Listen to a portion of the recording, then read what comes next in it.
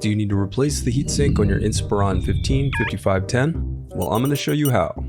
Also, you can click the link on the top right of the screen to find this part or tools or additional help on our website, including step-by-step written tutorials with detailed images.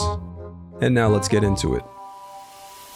Okay, real quick, ESD or electrostatic discharge is the buildup of static electricity on a person's body. To prevent this, you can use an ESD wrist strap as well as an ESD mat.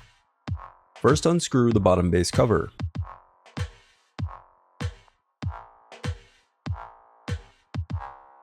Now pry apart and remove the bottom base cover. Now peel back the adhesive cover and disconnect the battery cable. Then unscrew and remove the heatsink.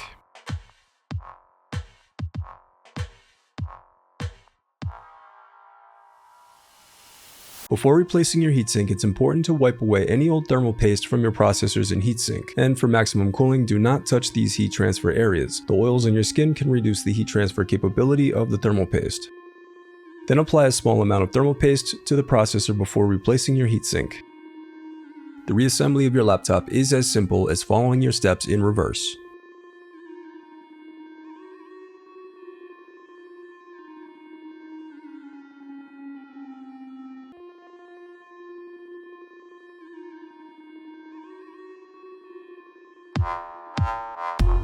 If you still need help, you can visit partspeople.com and view printable DIY instructions to help you along the way. We also have playlists of thousands of Dell tutorials for hundreds of different models, so keep checking back. Thanks for watching.